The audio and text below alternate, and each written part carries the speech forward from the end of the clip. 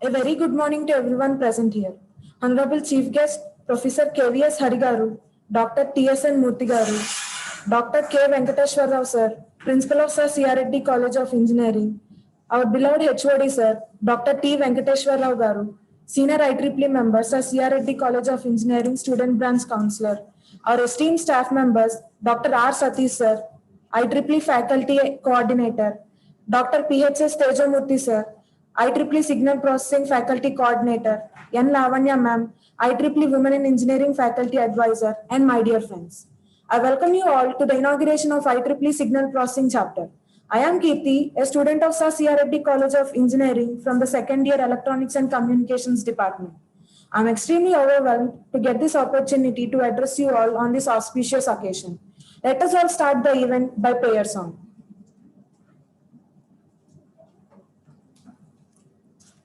महागणपतिं मनसा स्मरामि महागणपतिं मनसा स्मरामि महागणपतिं मनसा स्मरामि वसिष्ठवामदेवादिवन्दित महागणपतिं महादेवसुतं महादेवसुतं गुरुगुहानुतं महादेवसुतं गुरुगुहानुतं मारकोटि प्रकाशं शान्तं मारकोटि प्रकाशं शान्तं महाकाव्यनाटकादिप्रियम् महाकाव्यनाटकादिप्रियं मूषिकवाहनमोदकप्रियं महाकाव्यनाटकादिप्रियं मूषिकवाहनमोदकप्रियं महागणपतिं महागणपतिं. Thank you.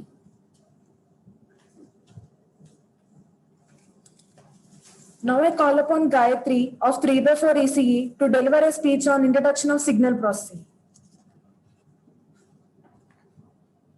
A fine morning to all. I am Gayatri from 3x4 in the stream of Electronics and Communication Engineering. I would like to talk about signal processing. Signal processing is the process of analyzing and modifying a signal to optimize or improve its performance. It involves applying various mathematical and computational algorithms to analog and digital signal to produce a signal that is of higher quality than the original signal. The IEEE Signal Processing Society is a society of IEEE. IEEE Signal Processing Society is the first technical society. It is established on 2nd June 1948 as the professional group on audio of the Institute of Radio Engineers. Signal processing is the heart of our modern world signal. Signal processing is essential for the use of X-rays, MRIs, and CT scans, allowing medical images to be analyzed and complex data processing techniques. The IEEE Signal Processing Society is the enabling technology for the generation, transformation, and interpretation of information. SPS serves its members through high-quality publications, conferences, technical and educational activities, and leadership opportunities. Its goal is to keep members abreast of the latest information and to serve the public at large. It provides venue for people to interact and exchange of ideas. More than 19,000 members through 170 chapters worldwide. So, enrich your career by broadening your horizons. Thank you for giving this opportunity. Thank you so much. Thank you, Gayatri. Now I request our chief guest, Professor KVS Harigaru, to say the word launch.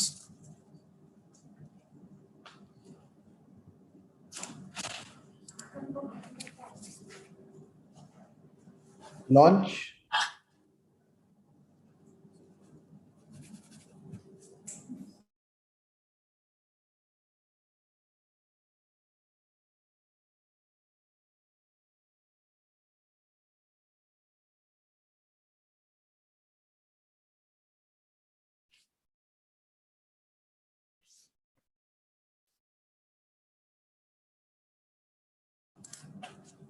Thank you, sir.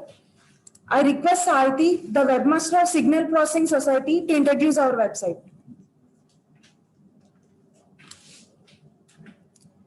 Respected sirs, madams, and my dear friends, a very fine morning to you all. This is Sahiti of 2x4 ECE. Now, I am going to give a brief introduction about our Signal Processing Society website. Let me take you to a quick tour of our website. This is the home page, About Us, which consists of mission and vision of our society. Team, which consists of faculty members and executive committee of our society. Events. In this, all the upcoming events and their registration link will be provided. Gallery. In this, every photo will be uploaded. Join IEEE. In this, you can join IEEE as a student or as professional. COVID-19 tracker. It gives the current updates about the coronavirus throughout the world. Contact us. If you have any queries, you can contact through this form. And that's about our website. I thank one and all for giving me such an opportunity. Thank you. Thank you, Sarthi. Now I call upon Navina of 2x4 ECE to talk about how signal processing has been playing an important role in our lives.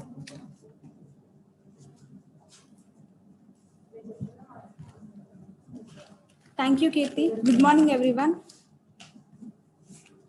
The value of signal processing in our daily life. Signal processing is an electrical engineering subfield that focuses on analyzing, modifying, and synthesizing the signals such as sounds, images, and scientific measurement. Signal processing plays a key role in multiple industries.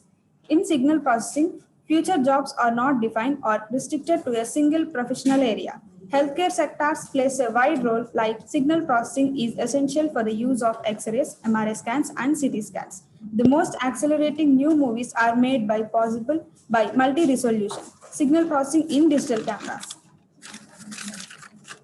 There is the ever-dynamic consumer electronics industries where smartphones, wearable devices, and digital home assistants couldn't exist without processing engineers. Signal processing is the technology of the future. As we seen above, smartwatches or wearable devices, thanks to microcontrollers, semiconductors, memories, and electromechanical sensor technology. Beyond that, their very ability to track your movements is also thanks to statistical signal processing.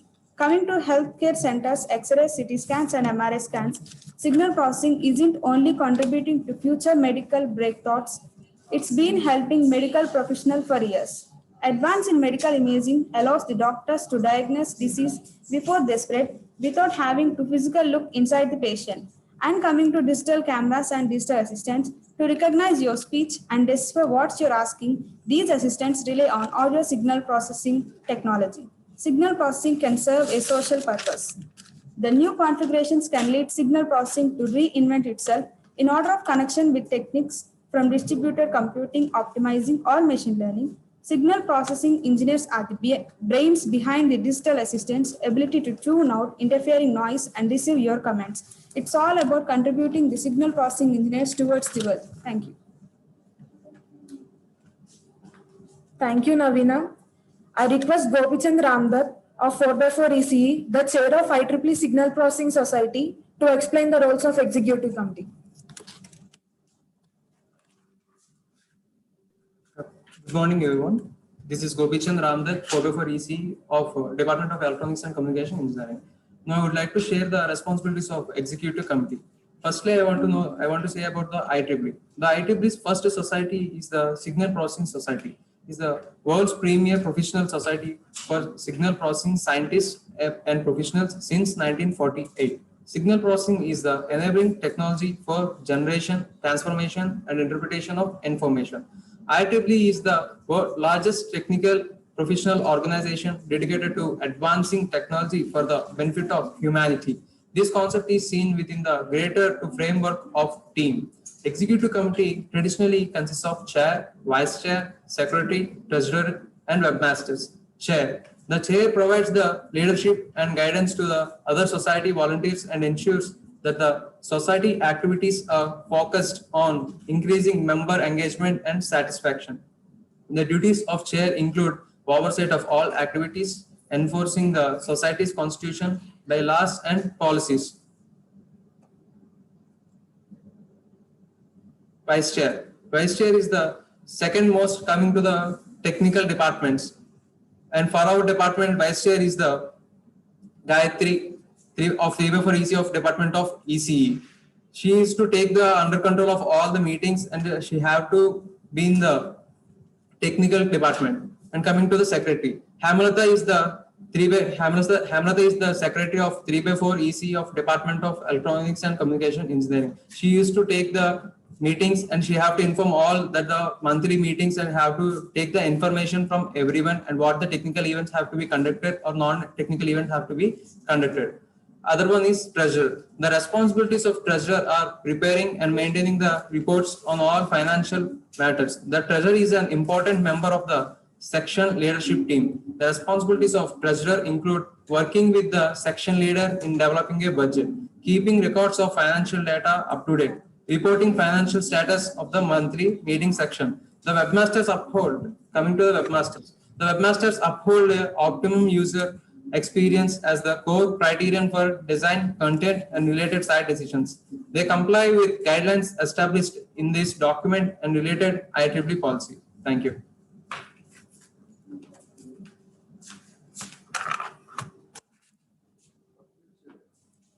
Thank you, Gopichand. I also request Dr. PHS Tejamurthy sir, Faculty Coordinator of Signal Processing Society, to speak a few words. So, good morning, one and all. Respected Chief Guest, Professor KVS Harigaru, Professor ISC Bangalore, Vice President IEEE Signal Processing Society, and our HOD sir, Dr. T. Venkateswara Garu, and Dr. K. Venkateswara Garu, Principal, Sir C.R. Reddy Engineering College, my dear students, and IEEE Signal Processing Society members. So, warm welcome to everybody. And it is my privilege to be part of this Signal Processing Society as an advisor. And it is our long dream to run a society in our core areas.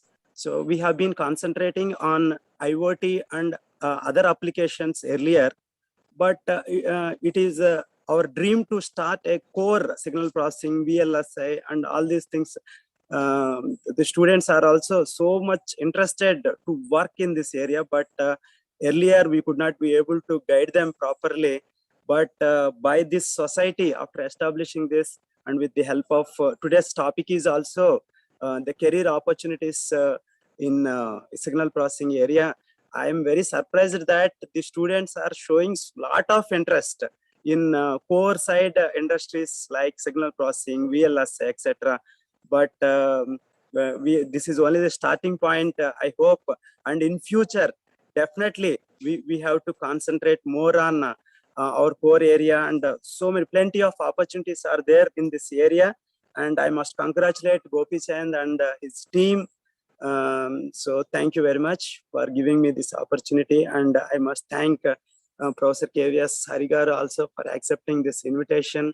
And he has accepted as a mentor also. Future also, I request him to guide us in that ways. Thank you very much. Thank you. Thank you. Over to you. Thank you, sir. I take the privilege to invite Dr. K. Venkateswara Rao, sir, Principal of Sir C.R. Reddy College of Engineering, to speak a few words on this occasion.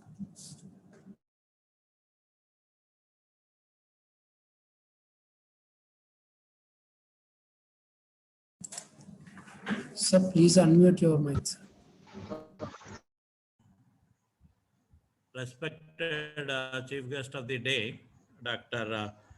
KVS Harigaru, Professor ISC Bangalore, and Vice President of Signal Processing Society, and Dr. TSN Murthy Garu, SPS Chair, IEEE Vizag Bay Section, and the guest of honor, Dr. Sri Mallikarjuna Rao Garu, Correspondent, SirCRRCOE College of Engineering, and K. Hariram Krishna Raj Garu, Member, Managing Committee and Designated Representative of SirCRRCOE Reddy College of Engineering, and HOD, Dr.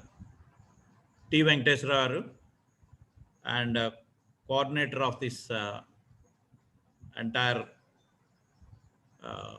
program today, Dr. Tejamurthy garu. Good morning to all, one and all.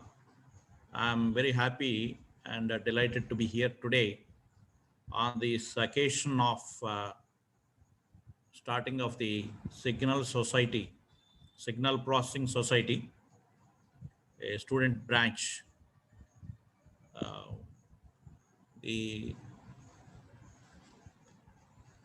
Which is going to help the students in the coming days. This signal processing plays a vital role. You are all aware that going to play a vital role not only in the communications, VLSI, and hospitals sector, agriculture, or other branches.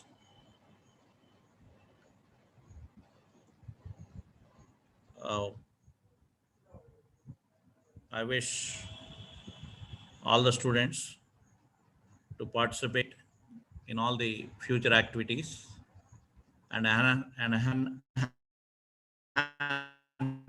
their knowledge in the area of the core signal processing. And in addition to this, if you are able to acquire the other knowledge in the other areas, definitely you can excel and come up with flying colors in your career. I request all the students to participate and get benefit out of this particular program. And you have opened this portal website. So I hope that you continue to do the program and upload all the photos and invite others also to add to your particular Signal Processing Society branch. Thank you, one and all. I wish you all the best.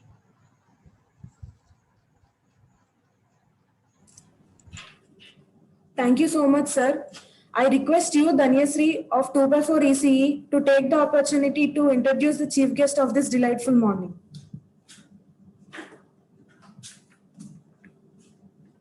Have a pleasant morning, one and all. This is Dhanyasri of 2x4 ECE.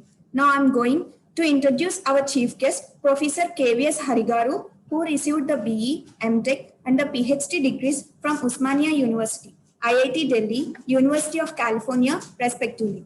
Since 1992, he has been a faculty member of the Department of ECE, Indian Institute of Science, Bangalore, where he is currently a professor and the chair. His research interests are in developing signal processing algorithms for the MIMO, wireless communication systems, indoor positioning using inertial sensors, assistive technologies for the elderly, autonomous vehicles, wireless channel modeling, and the visual neuroscience. He also worked at DLRL, Hyderabad, and at the Research of Training Unit for the Navigational Electronics, Osmania University. His IEEE professional activities, which includes Chair, 2017 IEEE Ad Hoc Committee on Indian Strategy, appointed by the IEEE President, Co-Chair, 2016 Chair of IEEE Bangalore Section, Vice Chair, IEEE Bangalore Section of from 2012 and 2013. General Co-Chair, 2016 IEEE ANTS, International Conference on the Advanced Networking and the Telecommunication Systems. His non-IEEE activities, which includes editor and the senior associate to editor, Sadhana Proceedings of Indian Academy of Science and Engineering, Sciences, and so many. Professor Harigaru is a fellow of IEEE, fellow of IETE, and the fellow of Indian National Academy of Engineering. Thank you for giving this wonderful opportunity.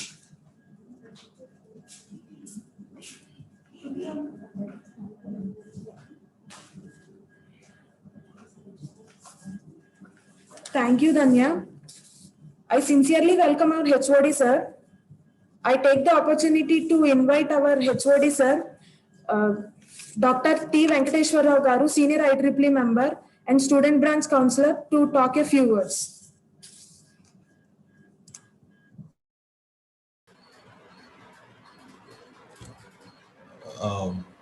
Sir, sorry for joining late. As I'm some sick in my home. I'm in this occasion. I first of all thank Professor KVS Harigaru for accepting our student branch invitation to inaugurate the Signal Processing Society, and also our management who constantly support to start the student branch and also to start women engineering society in our college, and also CAS, CBS, and our principal to and his kind cooperation to and encouragement towards our students. And thank you very much, sir. And I once again extend my sincere gratitude towards our senior professor KVS Harigaru. Definitely, our student branch will accommodate some more space to initiate to open various societies in the department of EEE, mechanical, CSC, IT, etc. Because the student branch is open to one and all, and we can start any number of societies in our from our IEEE student branch of SIRCRRCOE College of Engineering. And I congratulate each and every student and student coordinators, student chairs, and extend your wings and do good number of programs. And once again, thank Harigaru to accept our invitation and accept to be a mentor of our research members of our college. And Dr. Tejo Murthy is very much interested to do some of the programs with your guidance, sir. Thank you very much, sir. Thank you. Thank you so much, sir, for such a wonderful words. I'm extremely privileged to welcome our chief guest, Professor KVS Harigaru, to share his experience and give us a webinar on careers on signal processing field.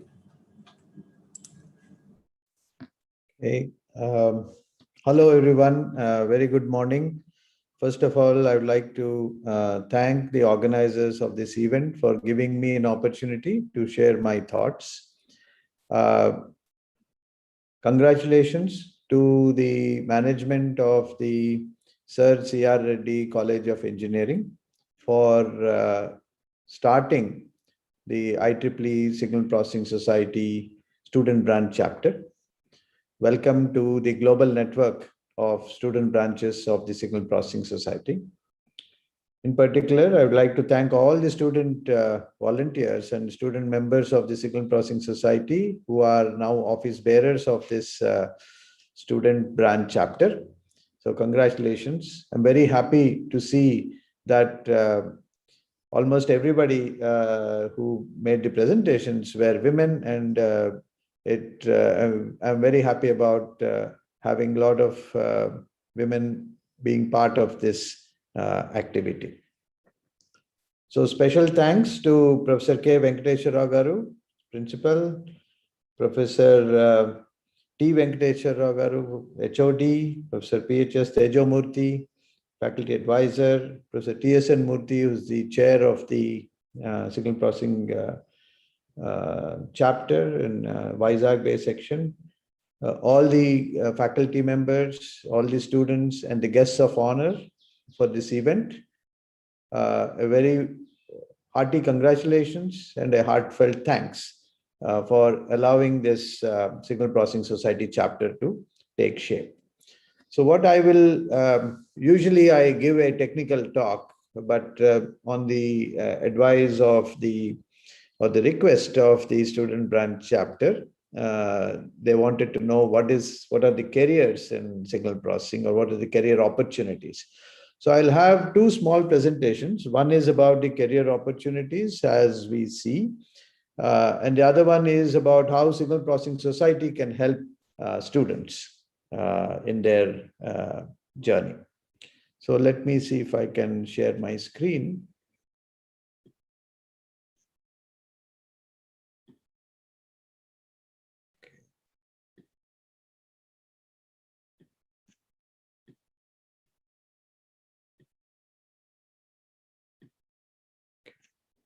I hope you can see my screen. Yes, sir, it's visible, sir.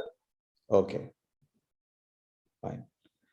So what I will try to do here is, I've taken the help of slides prepared by Shailesh Sakri, who is the chair of the SPS Bangalore chapter. And I'll try to give an overview of what we feel, and we'll make it interactive. I would like to invite discussion, students having doubts. Okay. So, okay, what is digital signal processing? I think it has already been introduced by the student volunteers. I'm happy that the program was structured in a nice way. Just to recap, signal processing is basically about systems where you sense, you process, and you interpret. So representing signals is very important for us to do signal processing. So how do you represent signals? It could be a waveform and an instrument. See, suppose you go to a hospital, you will see the waveform of maybe the heart rate, the heart waveform, or you may see some other waveforms. You may look at the pulse of a patient, or if you are looking at measuring some communication signal, or looking at some spectrum on a spectrum analyzer. So you look at waveforms on instruments. So these are representations of signals, right?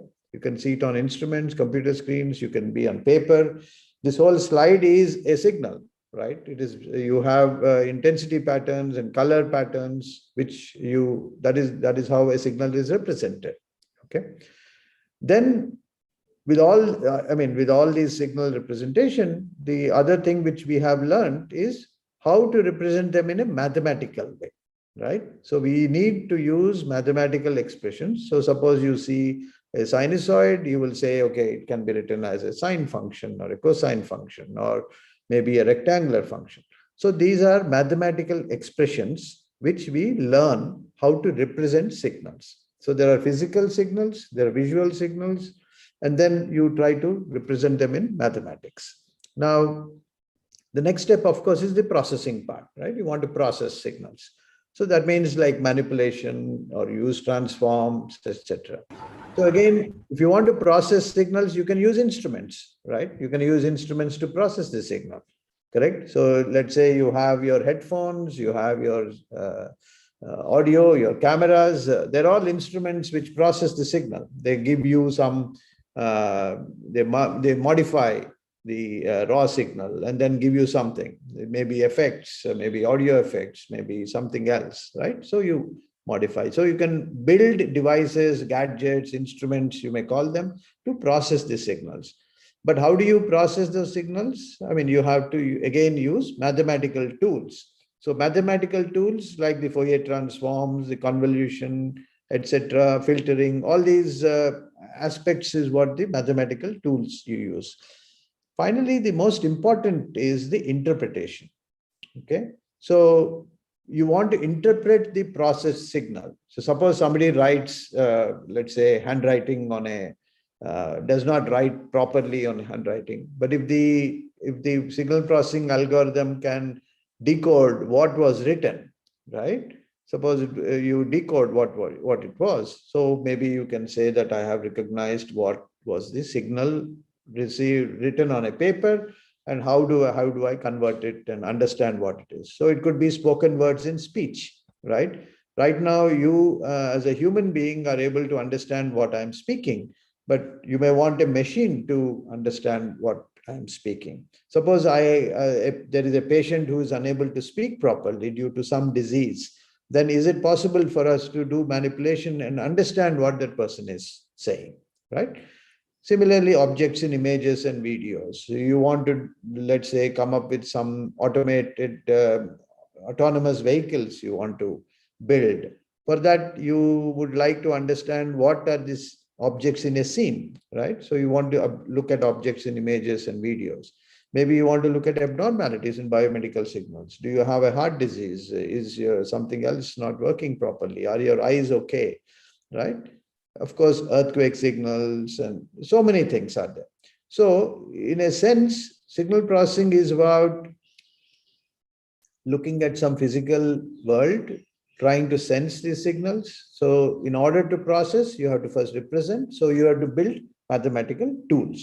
And that is what we will try to just, so where is it used? I think no need to explain this. Their signals are everywhere and they are used in various areas. All of you know about it. I mean, like what I said, you have radar signal processing, sonar, seismology, and so on and so forth.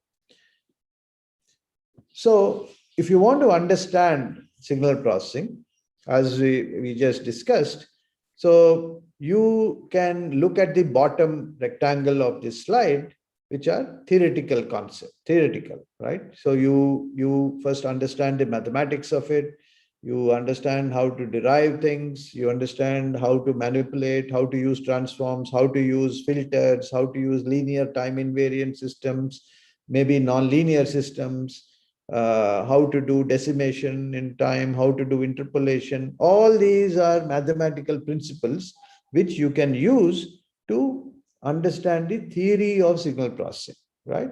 So once you understand the theory of signal processing, which is what is taught in your engineering college as signals and systems and DSP, right?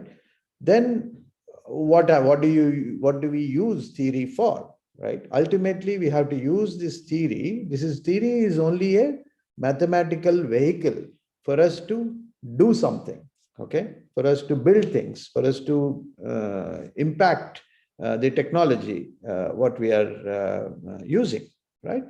So, but the foundation is the mathematical part. Now, why do we have to use mathematics? Why can't we do signal processing without understanding mathematics? Then you will not be able to explain why things are working and why things are not working, correct? Suppose you just say that, okay, I'll just do something in signal processing, I'll do some manipulation using some software code, but in a random fashion. You may get a desired result by luck, but you will not be in a position to repeat it again and again. You may not be able to repeat that same phenomena for all kinds of functions and so on and so forth. That is why we require a precise language like mathematics to understand and build the tools so that we can use them to build systems which are reliable, robust, and consistent. Correct? You don't want some things to work sometimes and some things not to work in other times. So you want that reliability. Therefore, the importance of understanding the mathematics is very high. Okay. Then what you do is you understand the theory, fine, you write equations, you write all these manipulations, you know how to do integration, you know how to do differentiation, all that happens in signal processing, Z transforms, all that. Then you have to understand the concepts. So what do we mean by concepts? How is the theory applied? Okay. So suppose I take this signal, I want to understand what are the frequency components of what I am speaking, right? So then you will say, okay, I will use a Fourier transform, right? But if the frequencies are changing, so that means I have to use this Fourier transform every other, maybe after every chunk of my speech, correct? If it is just a tone, suppose we just have a tone, this tone will not be in a, the tone will have only one frequency. So whenever you want to take the Fourier transform, you may get the same tone. But if the frequency content is changing with time, like in speech, then you will have to understand how to use and do what we call it as spectrum analysis, let's say, right? You want to understand how the frequency content in a speech signal is varying, right? Or how the image intensity pattern of an image is varying.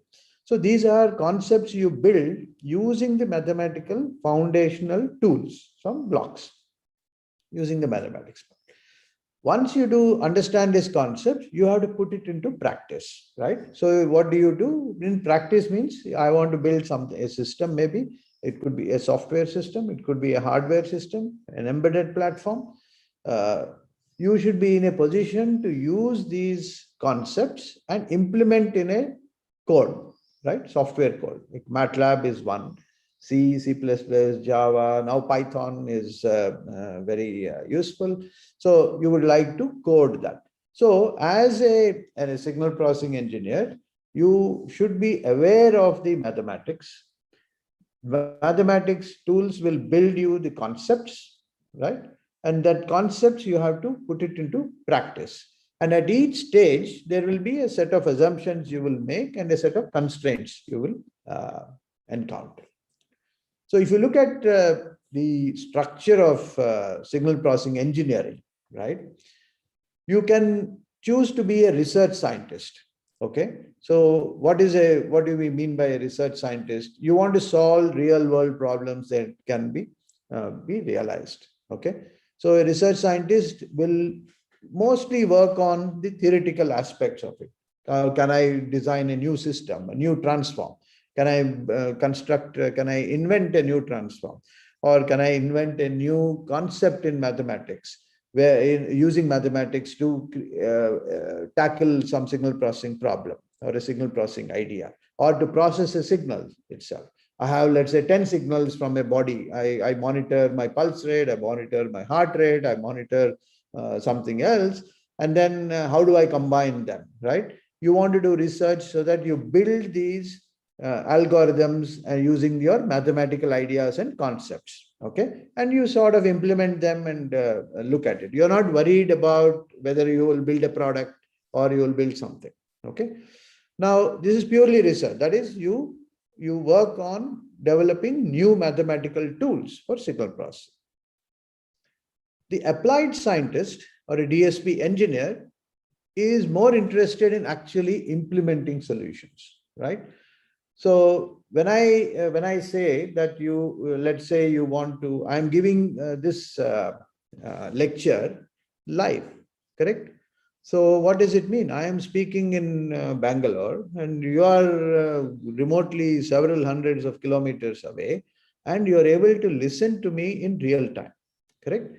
So as a student of signal processing who learns the mathematics of it, will not be able to deliver the solution, right? So who will deliver the solution? The engineer the engineer who will build systems will deliver this, right? So what do you have to do? I have to ensure that my speech is sort of picked up by the microphone. This microphone signal has to be somehow converted into some digital stream. This digital stream has to be communicated to you, and you again reconstruct it and you listen to it. And all of this should happen in a real time, right? If it was recorded, then there is a different workflow. So if it has to be done in real time, then all this processing has to happen real time. That means you need to do whatever you have learned for your transform or any other transform has to happen in real time.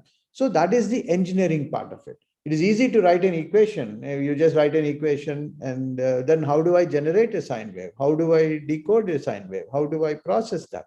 That is your applied DSP engineer's job.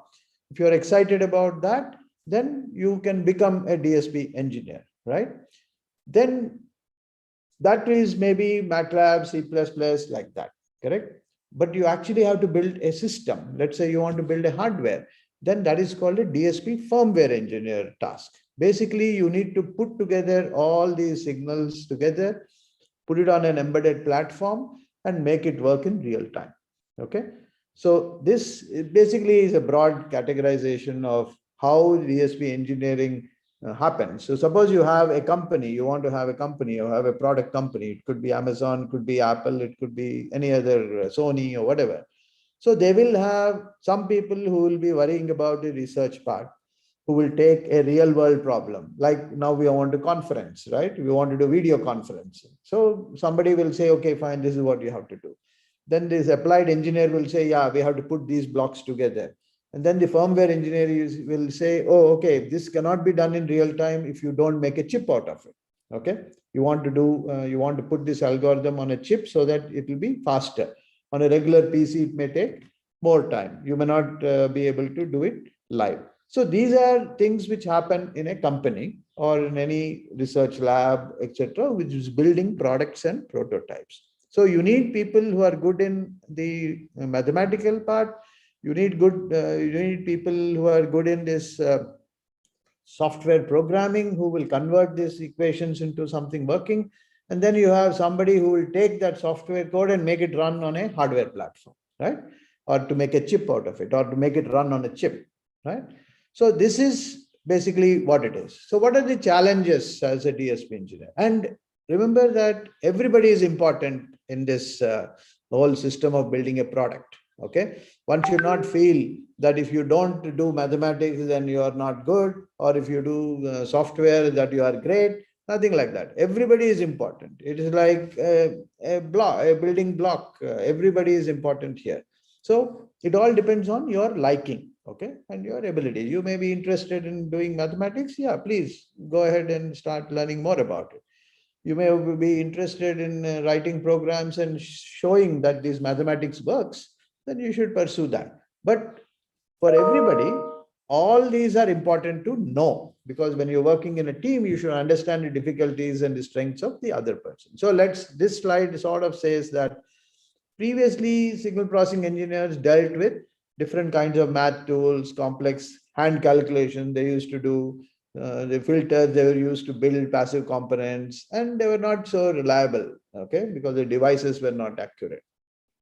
But now the signal processing engineer is not only expected to have the understanding of the different phenomena, right? I mean, that means you want to understand a new kind of signals, let's say, right?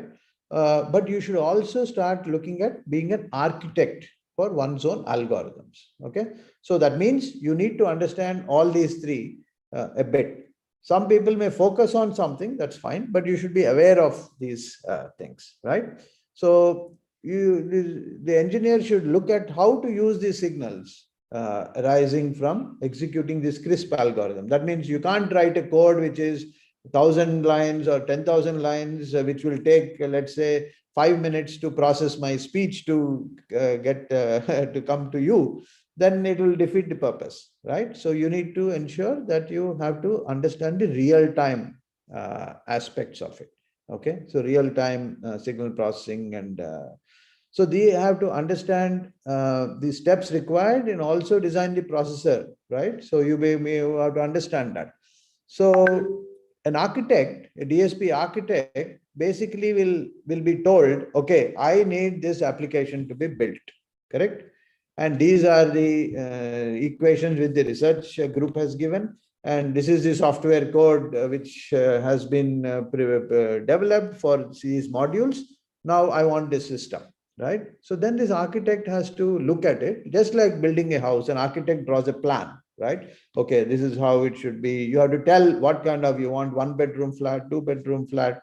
Then the architect will say, okay, fine, I will design. And then the design will include what each component should look like. And if there is a new component to be built, then it will tell, okay, this existing component will not work. You may need to modify that, right? And all this will happen in some software package. So what you should be looking at is a lot of opportunities in signal processing. In fact, everybody is now, all of you must be thinking, okay, why signal processing? Why should I not be doing machine learning and artificial intelligence, etc., right? Now, machine learning is a set of mathematical tools, okay? They are the same as signal processing. Signal processing field had these statistical tools for many decades. Even machine learning tools are quite old, the time has come for the computation to allow your machine learning algorithms to work. So there is a certain spurt. So when you say that you want to do only deep learning, neural networks, etc., all that will happen only in terms of if you have signals to process, right? And that is signal processing. So signal processing also has evolved. It has this set of tools. Now new tools have come up. You will be in a position to learn these new tools and play around with it and see how they can be used. Okay. So the signal processing is so vast because of so many different applications. So you can pick what you want to do, and then once you have your basics, right, your ability to adapt, that will be the key for becoming a good signal processing engineer. Now, if you want to learn more about a certain area, then you can go into a master's degree and maybe know more about image processing, speech processing, biomedical signal processing. You can do all those things: AI, computer recognition, character recognition, etc. Now, the shift is now to build systems, right? I mean, all of you use a smartphone. Now, smartphone is a very complex signal processing system because it is able to listen to you. It is able to give you visual signals, images, videos. It can do other stuff. It has an accelerometer, so it can measure how many steps you have taken, how far you have gone. All those things, right? It can even, maybe some smartphones do have apps to know how much is your heart rate and so on and so forth. So understanding a bit of other disciplines is very important for an engineer nowadays. Okay. And that is where I would also say that as an IEEE member, and as you are working in signal processing, you should also know what is happening in other fields, right? So these are all different modules which come together, right? You need to know how a chip is designed so that you know how, if I want to put a signal processing algorithm on that chip, how will it work, or how should I be able to code, right? So an undergraduate degree in signal processing is reasonably broad, right? You get exposed to different stuff, and then you can maybe pursue something which is interesting. Now, IEEE Signal Processing Society has a lot of content, okay, through online using the resource center for members. So you may want to look at these things, okay? Now, what is the quality required for a good DSP engineer, correct?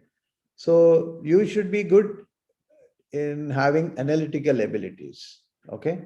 So that means you should be able to look at a problem and say, okay, this is what it is, or maybe I should use it. So there should be some logical way of thinking, right? You should have some logic of thinking, saying that if I do this, this is what will happen. If I do this, this is what will happen. So if I put them together, maybe this is what I will get. So the ability to think analytically is important. Plus, you should not give up, okay? You should not give up. So you should have perseverance, you should have patience and hard work, okay? Hard work, without hard work, nothing happens, okay? So, and creativity. So you should be willing to think differently and allow yourself to fail, okay? So we as a society, we are not very kind to people who fail, right? We all want to get 90%, 95%, 99% in subjects. Everybody wants to get that. And if you get 85%, you think you are useless. So these are very wrong notions, okay? What you have to understand is new things don't come just like that. And behind every successful idea, there would be 100 ideas which have not worked, okay? But how would you know that one of them will work? You should not give up. After generating those ideas may not work, may not be correct, but you should not stop generating ideas. So as a teaching institution, I would urge all faculty members, students, etc., to allow people to try out new things, okay? And this kind of IEEE student branch chapter should experiment. You should think differently. Otherwise, you will not be in a position to do new things. Okay. So fear of failure should be removed. So then you will be clear. You will be in a position to think of new ideas. Okay. Ideas will not work. Not all ideas will work, but you should not stop generating ideas. Okay. So the key to success remains winning the losing game. Even if you feel that you are, it may not work, you should not give up. Okay, you should maybe modify, you should do all that.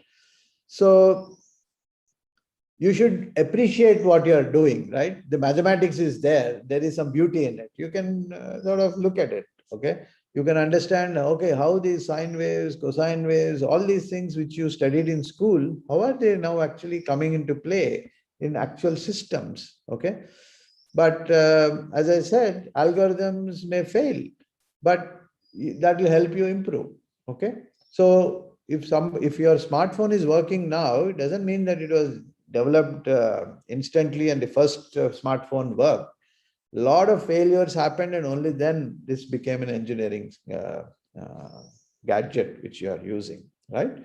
So you can call signal processing by art. It requires passion before years of practice. So you have to be constantly at it to improve yourself and become a good professional. Okay. So the career opportunities will be there when you look at different disciplines, right? So if you want a job position, you can join, you want to be a space scientist, let's say. You want to join ISRO, NASA, SpaceX, whatever, you want to go into space, that's a different thing. But you want to build systems, right? You want to go into do defense, okay? You want to get into DRDO, okay? Or many private companies are working on defense signal processing. That is, the application is defense, okay?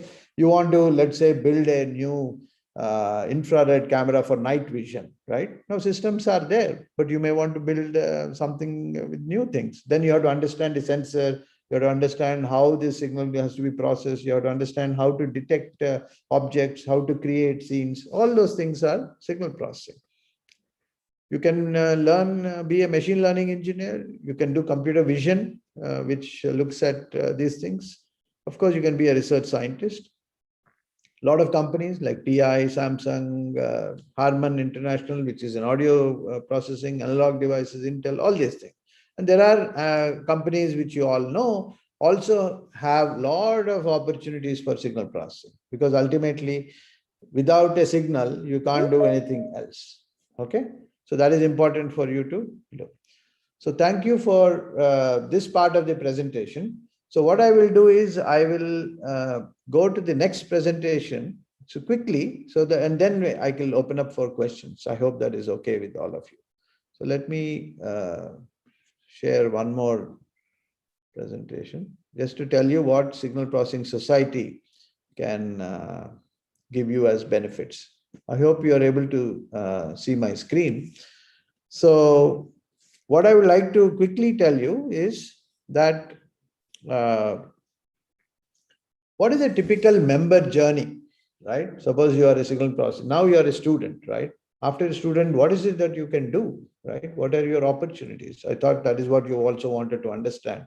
What are the various opportunities? So if you want to look at a journey for an IEEE member or a Signal Processing Society member, you can start with being a student.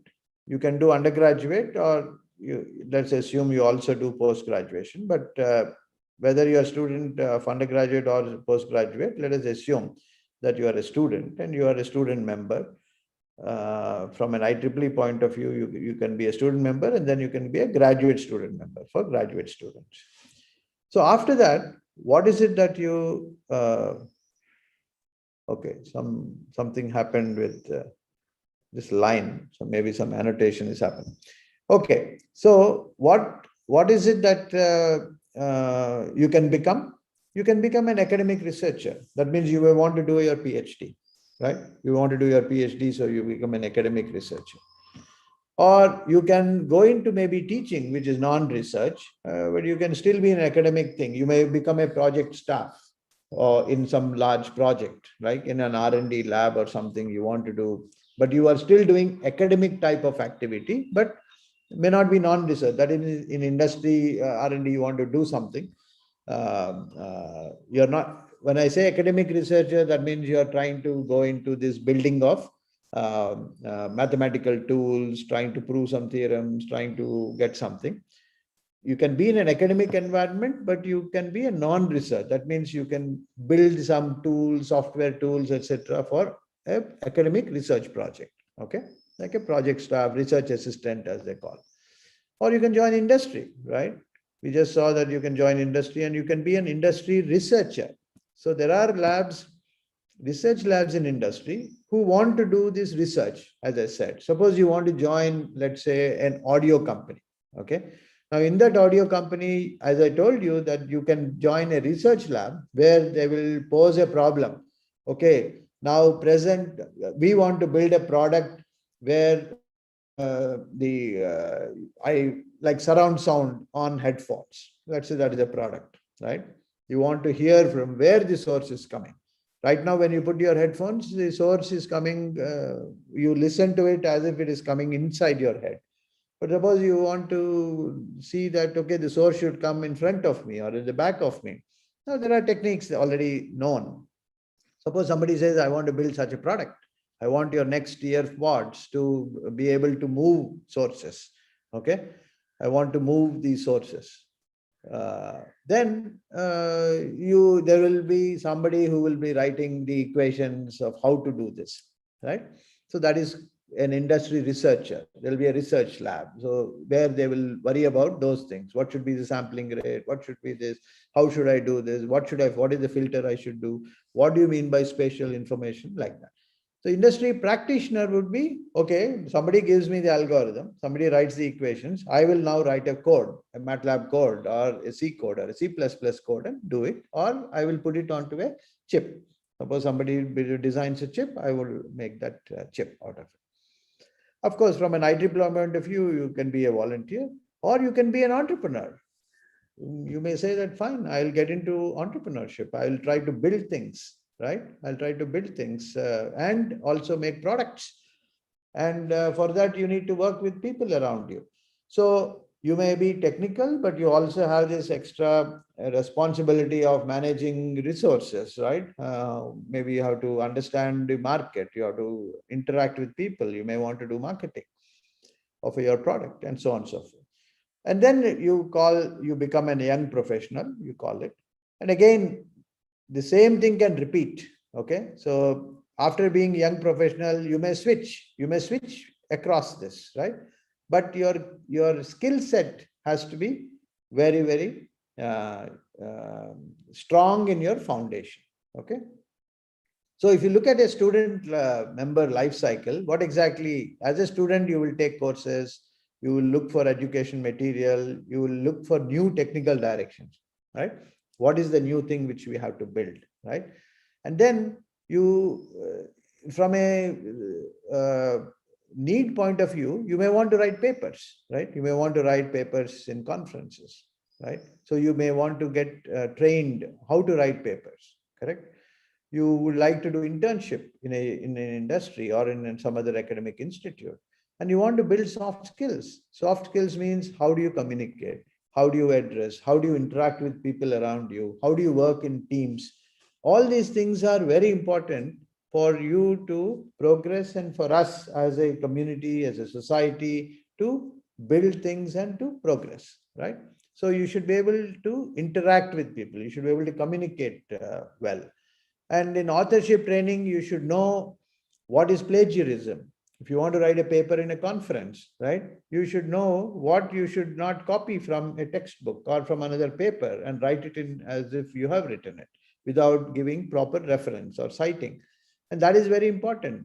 You may be not aware that you should not be doing it. So you should become aware of it. So these are things which you will learn as part of being a student, right?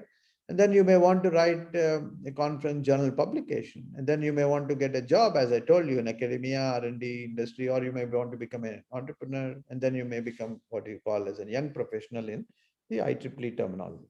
So these are things which as a student, you would like to have this training for you, and IEEE SPS can help all members in all these things. Okay, so let me so what does SPS offer? So maybe I'll quickly give you what happens after you graduate, right? So same thing, the young professional also needs to collaborate, needs to attend conferences, maybe has to do publishing in journals, write presentations. Again, you have to work in teams, and then you may become a manager after some years. So how do you handle people? How do you, if you are in academia, you should know how to write grant proposals, correct? So faculty members should know. You should be help in organizing conferences. So like that, as you keep growing, you will have to you may become an editor in a journal and so on and so forth. So it's just a life cycle. So what does SPS offer for students, right? So the objectives of IEEE are basically to keep technically current, career resources, professional networking, continuing education, and of course, you'll have some discounts, etc. So as an undergraduate student or a graduate student, right, we have the signal processing digital library, where you can get access to a lot of content, which are videos of distinguished speakers at ICAS, ISIP conferences. They're all there in the repository, right? You also get travel grants to attend conferences if you have papers, okay? You can participate in what is called the Signal Processing Cup and Video and Processing Cup. These are very important things for student branch chapters to participate. That is, you take a problem which is posed, and this problem group of people will try to solve it and provide solutions to it. Okay, of course, you can, for networking, you can do, we have various events. And as I said, resource center education materials available for all the student members there. So this is where I would say that as a signal processing society member, you can shape yourself as a good professional. So thank you very much for this opportunity, and I'm open for any questions you have.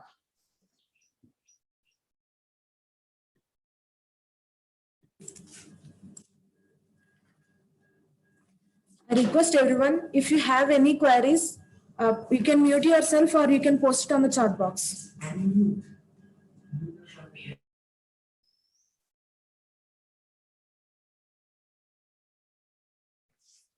I hope I was audible and you could see my presentation before. Yes, Yeah. sir. It's clear, sir. Any questions?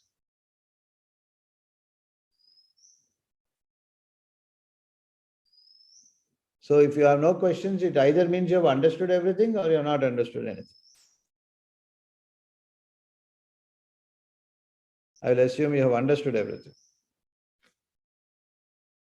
This is the other part of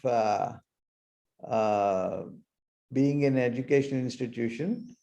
As a student, you have to ask questions. Okay, so being curious, trying to understand is to question, right? So it is not that you just accept what is being said, but you should trust. You can trust, but you have to verify, right? You have to question, okay, why is this correct? Why is this not correct? Why should this not be the case? Or why can't I do this? Why can't I do that? You have to keep asking those questions and finding answers by yourself or with the help of your teachers or mentors or whatever.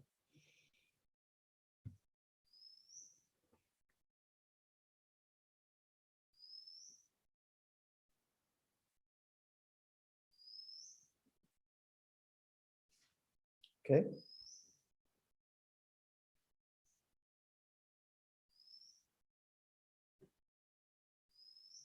No questions?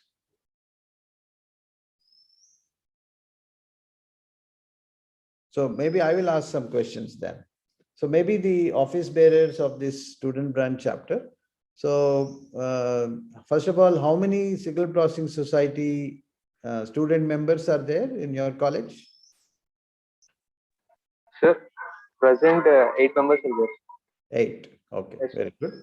And how many IEEE students are there? Total 51 members, sir. 51 members. Okay. So I want to basically say that becoming an SPS student member for the rest of the year, let's say for the next 6 months, right? We are in July, so another 5.5 months, you only pay 36 rupees to become a SPS student member because it is half rate. Student membership is only $1. So if you pay, it is just about 36 rupees. If you pay in Indian rupees to become a student SPS student member, and you can get access to all the recent conference, ICAS, videos, papers, etc., education resources if you want, and participate in this. So that is one thing which other student members can join SPS for a very low price. And next year also when you renew, you can just pay $1 for the whole year. So that is one thing which you should think, and you should work with other societies also. Okay, other societies student membership may be high, but SPS student membership is only $1, as you know. So I would strongly encourage all of you to join so that you get the benefit of various facilities. So your target should be that all 51 should join SPS.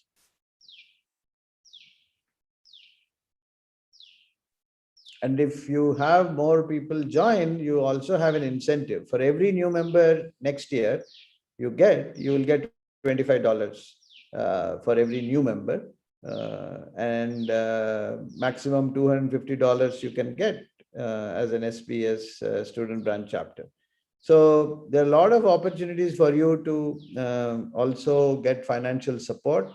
You can get up to $500 in a year. If you provide a proper budget and receipts, you will reimburse you up to $500 for your activities.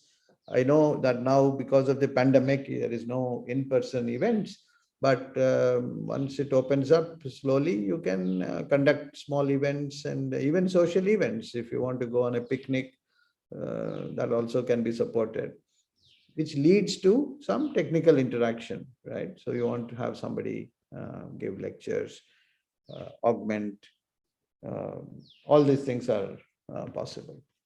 So be in touch with your SPS student branch chapter, SPS chapter. Professor TSN Murthy will be very happy to support your activities, and you can also get financial support if you want. So the college management can look at it as helping the student community and also getting some financial support for it. If you want to conduct an event where you want kits like Arduino kits or Raspberry Pi kits, etc., you can write a proposal and we will support you. We'll support you in funding, and you can buy some kits for your labs, and you can learn. If you want to conduct, let's say, a workshop on Python, you want to learn Python, let's say. So you can engage somebody to learn, to teach you, and that can be an event. So these are various possibilities which you can think of, which will help all the students. Okay, you can take the lead, and we'll be very happy to support such activities. Even if somebody wants to go and teach in a school, high school, about signal processing, right? So that you sort of tell them what is signal processing, explain to them in your local language maybe, or whatever. Or you want to support some high school students with some school projects. Okay, all these are possibilities which you can do under the SPS Signal Processing Society activities. Sir, Yes. Good morning, sir. Sir, actually, I have a query that is there any scholarship for the fresher and tech students, sir? So good question. Right now, we do not have, but this point has been discussed. See, Signal Processing Society has what we call strategy meetings. And in the recent strategy meetings, SPS has thought about offering scholarship for students, okay, across the globe, okay. And it can be for UG students, PG students, maybe support some projects or something. So while we do not have anything right now, hopefully we will announce soon, but it will not be effective for the current students. It may be only for future batches we may think about it. Okay. We also have our 75th anniversary celebrations 2023. So by that time, maybe some such news announcements will happen. Maybe next year we will announce, because we have to figure out how to do it. What is the money for, maybe if it has to be in India, how much we should give. If it is in China, how much we should give. If it is in Brazil, how much we should give. So these are things which we are thinking about, but the idea is there to provide some scholarships. Of course, we can't support all students, but some scholarships may be there. Yes. Thank you, sir. Yes. Yeah, so actually, another query, sir. I mean, what is the exact use of joint chapters, sir, in any student branches? Joint chapter. Okay. See, the student, so joint chapter means that you can have activities together. Now, the rules require 6 student members should be there to create a student branch chapter. Okay. Now, suppose in some colleges you don't have 6 SPS student members. Okay. And let's say you don't have two faculty, a faculty member who is 2 faculty members who are not SPS alone. Maybe they are, let's say, some faculty member is a ComSoc and SPS member. Then that person can be a faculty advisor for this joint chapter, and you only need 3 student members of SPS and 3 members of ComSoc. I'm giving ComSoc as an example. So you can create a joint chapter. So even if you have 3 SPS student members, you can be a joint chapter with that. The advantage, well, it's just that you can create the, but we will recognize you whether you are 3 students or 10 students or 100 students as an SB student branch chapter. So the advantage is that you will also get more people maybe together. You can have joint activities. And it will help you share the load and responsibility of organizing events. But ultimately, the goal is to see that these joint chapters become individual chapters in future, but coordinate and act together under the same student branch. Thank you, sir. Sir, I mean, if we have a joint chapter, we will lose any benefits from both the chapters, sir? You will have benefit from both chapters, yes. So I mean, is there any loss on like like funding aspects, sir? The part of funding. You will have funding access from both societies. Oh, okay. In fact, you can have, I mean, in some places, there are 3 societies which form a joint chapter. So see, initially, to start the chapter, you only need, let us say you want 3 societies to form joint chapter. You will have 2 people from here, 2 people from here. Total 6 should be there. That is the IEEE rule. Okay. This is not a society rule. This is an IEEE rule to create a student branch chapter of a society or a joint society chapters, right? So they have put 6 to be the total number of students, because you need a chair, vice chair, a secretary, treasurer. So at least there should be 6 people who should at least start the chapter. The goal is not to remain 6 or not to remain 2. But if you want to start something, you can start with less number of students also. And because in some places we don't have in other countries students in colleges like this in India, right? We have so many branches, and signal processing is taught in almost all the electrical branches, right? So you may have 100, 200 students here, but you will not have such kind of a thing. So they allowed this to happen, and the joint chapter is recognized as a student branch chapter even by other societies. So we will recognize you as a regular student branch chapter. But this is only to start. That is why we are giving incentive. That is, if you increase your membership by, you will get a financial incentive also to increase the membership every year.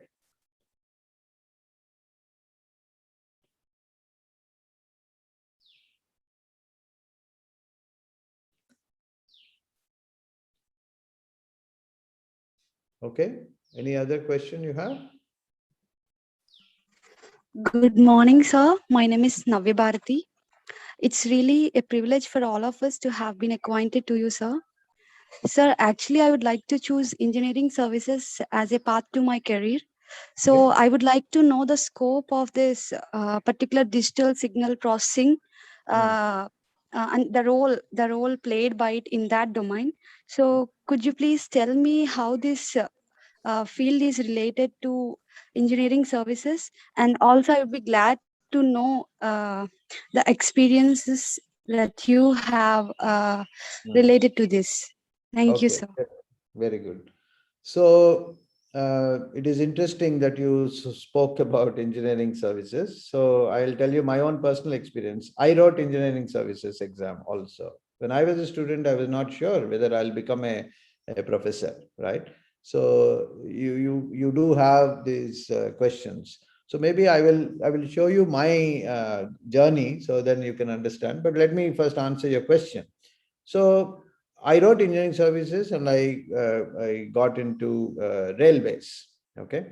Now, obviously, I did not join that part for different reasons. I wanted to do something else, but I had an option. So in engineering services, the question, I mean, the exam is more about general understanding of your field, that is electronics and communication engineering or electrical engineering concepts. So the question paper will be like questions in all areas, right? You will have to answer questions in every topic what you have studied. Now, in the interview of an engineering services, of course, this was quite some time back, you will be asked technical questions about what you understand, what you can do, etc. But the focus of the job, right? The focus of the job is that you may get into, let us say you join railways. Then initially you will be in a position, you will be looking at the systems what railways has deployed. So maybe you will be looking at, now that the railways is modernizing, you may be told that, okay, maybe how to provide communication to railway compartments. You want full Wi-Fi coverage in that, or you want to provide information, entertainment in your trains, or how do you get good internet? How to make the signaling system better, right? These are possibilities in railways. If you join, let's say, All India Radio, Doordarshan, they also have an engineering services thing, right? Then you will be maybe you will be asked to design new FM radio networks, or Doordarshan, you may want to look at how to improve maybe internet video broadcasting and all those things. Suppose you join the Department of Telecommunications, okay? So then you will be interested in, you will be involved in understanding how to maybe encourage how systems works, right? Because the government has a lot of how do you release spectrum, how to monitor spectrum. So I'll give you an example. Suppose there have been cases in some other countries where operators, let's say you have operator A like Airtel and Jio and others. Let's say you have similar operators in another country, and they have been trying to jam the other operator signals, okay? So that people will move from one operator to another operator. Now, this is called jamming, which is not correct, right? It is illegal and unethical also. But the government has to monitor the effective use of the spectrum. If a company has been given a certain spectrum, you should not violate. So how do you monitor that somebody is not using the spectrum? It is like you have a piece of land, but you are using your neighbor's land, right? So then you need signal processing techniques. You need to know how to detect a signal of a different frequency, not coming from the band which is allocated, right? So you have to understand these things for you to implement policies, okay? So you will be, engineering service means you are administering things, but from a technical point of view, right? So you can only administer if you understand the concepts of it. So whether you are in communication, DOT, whether you are in All India Radio, Doordarshan, information broadcasting, or you are in railways or in some other sector, understanding signal processing and your electrical engineering things is very important. So because you are there not like an IAS officer, but you are an IES officer. So IES means more technical content. So you have to understand what you learn. Has it answered your question? Yes, sir. Thank you, sir. That's really a great piece of information.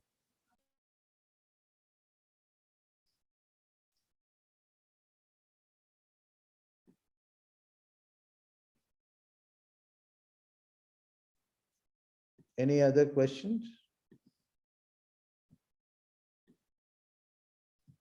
I thought I will. Somebody wanted to understand what I'm doing, right? So let's see if I have that. No.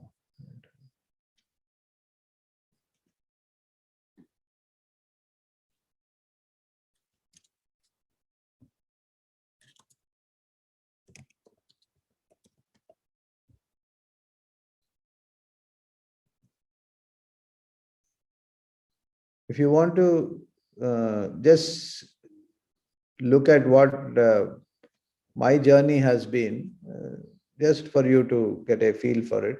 Not that I'm trying to promote myself, but I'm just trying to tell you what exactly a path could be. Okay. So this is the, can you see my screen? Yes, sir. Yeah. So this is the slide I had shown you before. And I said that these are all the possibilities of there. So let me show you what my journey has been, right? So I did my UG in Osmania University, Hyderabad. And then I started writing all kinds of things. I wrote engineering services. I wrote DRDO and all that. But I also wanted to do my master's. So I went to IIT Delhi. And then I got multiple offers in either being industry, etc. But I chose to join DLRL Hyderabad. Okay, Defense R&D Lab in Hyderabad. I joined. So I sort of worked as a R&D industry researcher, right? And then after that, I decided that I should pursue my higher studies because my initial why did I join this? Why did I not join PhD? Was I wanted to understand whether what I learned, this theory, these equations, whether they really work in practice or what is the relevance, etc. Right? So I joined that. Then I said, okay, fine, I should learn more about, I want to do more about the research part of it. So I joined the PhD program in UC San Diego and I became a doctoral student. Okay. So after I finished my PhD, are you able to see my screen? Yes, sir. Yeah. So then I decided, okay, I'll come back, and I actually joined Usman University, as mentioned, as an academic researcher. Then I became an academic researcher. I moved from Hyderabad to IISc. Okay. So this is a path which I took. And then I was sort of not satisfied with that. I went on sabbatical to Stanford. Then I also went to KTH Stockholm as an academic researcher. Then I was not, again, as I said, I was not satisfied. So I actually became an entrepreneur. Okay. I also did a company, okay, called S-Cube Communication Solutions. So where we did a lot of voice over IP processing like Skype. So we started this company when Skype also started, but we did not have the business understanding of it. We developed technology which was similar to Skype, but we could never become like Skype. But it was a very interesting thing. We did a lot of speech processing. We did a lot of speaker recognition of Indian languages, instrument identification, so we did this. This is almost like 18, 20 years back. So I became an entrepreneur in terms of I went on leave, right? And then again, I came back to IISc. After I finished my entrepreneurial stint, I came back to IISc. And then, of course, these are all the IEEE things. But I just want to tell you that you can shape your career based on what you are passionate about, what you're excited about. sometimes you don't know what it is. You may have to try something out and then come back. It is fine. Nothing, it is nothing wrong in it. In trying to try something, if it doesn't work out, try something else and then stabilize in some way. Okay. So this is just just to show you that you can carve your own path. And signal processing has been very, very useful because I just like signal processing. Okay. And I use signal processing for many applications, for communication, for neuroscience, and so on and so forth. Because signal processing is the basis for almost everything. You can't do signal processing, you cannot live without it. Okay. Signals are there everywhere, so signal processing is there everywhere.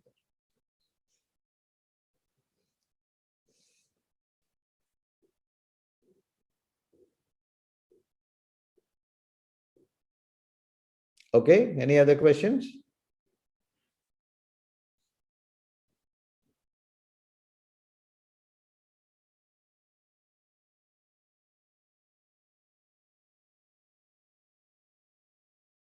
Okay, then thank you all for this opportunity. Thank you very much. Thank you so much, sir, for such a valuable guidance. Now I request Hemalata of 3x4 ECE to propose vote of thanks.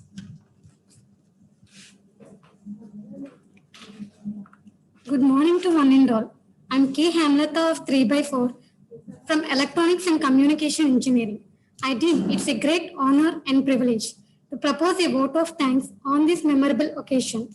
First and foremost, I would like to thank our special chief guest, Professor KVS Harigaru, who gave his vital time from his busy schedule to grace this meeting. My sincere thanks to our correspondent, Sri Jasti Mallikarjunudu Garu, and our member of Managing Committee and designated representative, Sri K. Hariramakrishnan Raju Garu. I would like to thank our beloved principal, Dr. K. Venkateswar Rao Garu, and our well-wisher head of the department, Dr. T. Venkateswar Rao Garu. My heartfelt thanks to our Dr. P.H.S. Tejonmurthy sir, Dr. R. Sati sir, and N. Lavanya madam. I owe special gratitude to all other staff presenting here. I thank all the distinguished invitees present here accepting our invitation. I thank you, my dear friends, for your cooperation in making this inauguration a resounding success. Thank you. Thank you, Hemalata. Let us conclude the session with national anthem. May I request you all to stand up in honor of our national song.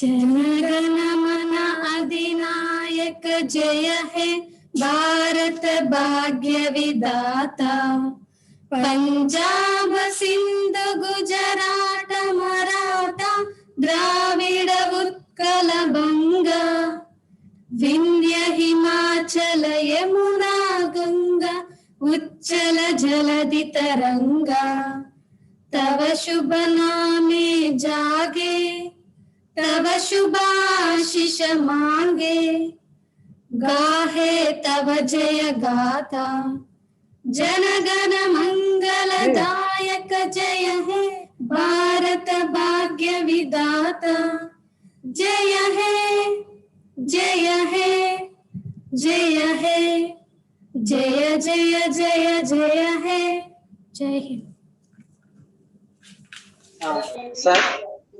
Sir, a small request, sir. Harigaru. Yeah. Sir, to make this event a memorable event, we want to take the screenshots by switching on the videos, sir. Okay. Yeah, thank you, sir. I request all the participants to switch on the videos.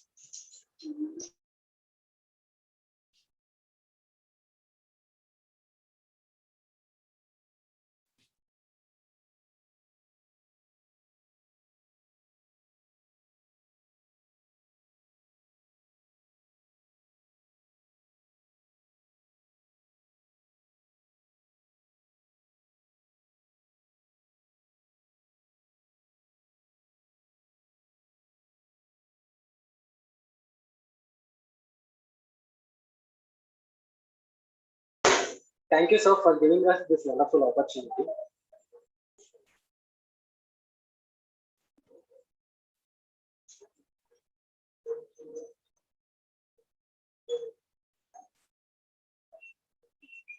Thank you, sir. We will conclude the session. Thank you all. Thank you, sir. Bye, sir. All the best. Thank you, sir. Gopi, I'm ending the meeting for all. Yeah.